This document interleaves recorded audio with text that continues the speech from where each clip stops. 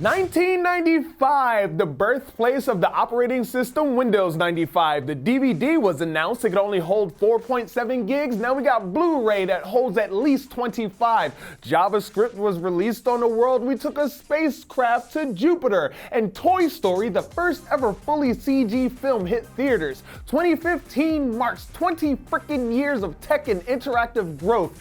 But what were the best games of 1995? Dog, it's about to be dope fresh because word is bond. I hated the 90s. 5. Usually when I think of Ubisoft, I think of murder, stabbing people in the face with hidden blades and something with Tom Clancy's name attached to it. I don't usually think of Rayman, a fun zany cartoon dude with no arms or legs, but still manages to have hands and feet.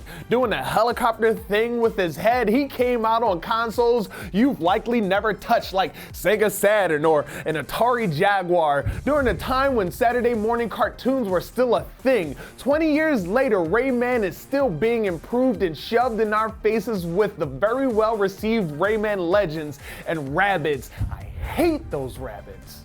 4.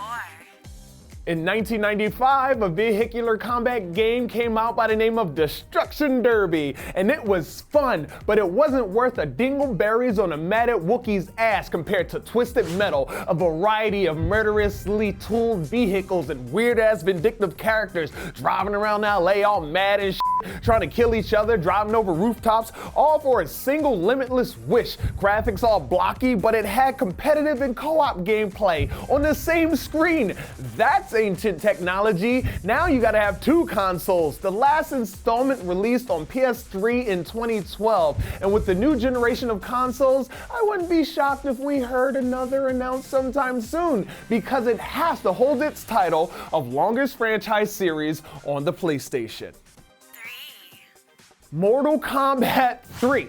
You surprised? The game hit arcades the same year as Tekken 2 and Street Fighter Alpha, both of which I wanted to put on this list, but MK3 upped the ante, and honestly they had to. Killer Instinct hit arcades in 1994, introducing massive combos and adopting finishing moves. MK3 rushed back off the ropes with a run button, dynamic stages, animalities, spiffy combos, and an over-aggressive mall cop named Stryker. They put it out so fast they forgot Scorpion. To further prove they were king, they released the game to consoles and handhelds across the market damn near immediately. They released Ultimate Mortal Kombat 3 to the arcades with Scorpion to make up for that. 2.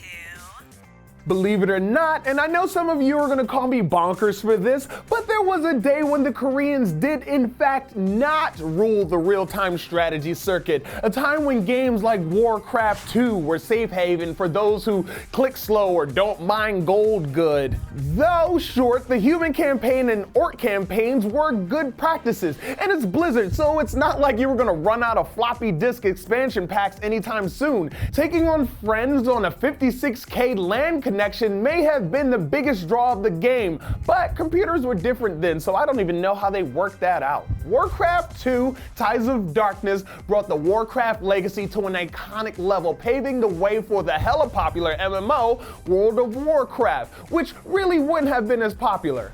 Just saying. 1.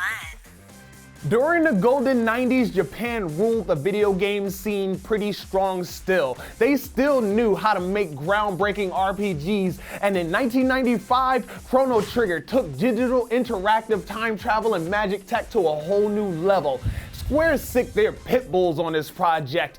Hironobu Sakaguchi, the guy that created the Final Fantasy series, art by Akira Toriyama, the Dragon Ball Z dude, Yasunori Mitsuda, the dude that did the music, was sleeping at the studio to make sure the soundtrack was super iconic. That stressed him out so bad he got stomach ulcers, so he had to tag out until the end. There were more Epic team members, but I don't feel like butchering any more Japanese names. The game was so well balanced and fresh that by the end of the game, some people found themselves in tears. To this day, Chrono Trigger is still considered one of the greatest RPGs of all time, scoring 5s and 10s across several reviewing mediums. Chrono Trigger may have actually been the best thing to come out of 95. 僕らの夢が今時空を超える。クロノトリガー3月11日発売。Well, that's been my list. Are you old enough to remember any games from 1995 that you think should be on this list? Hit me with words on Twitter at Flitz or in the comments below, and let's start a riot. Until the next time you see me, I'm Flitz. Thanks for watching. Thank goodness for the passage of time, because technology has come a long way. It's also easy to forget how far away the 90s were. Check out my top 5 games of the 90s. And check out this bonus, because you may or may not have known, but there is a Smosh app on Xbox One. Yeah, heaven just came to Xbox One.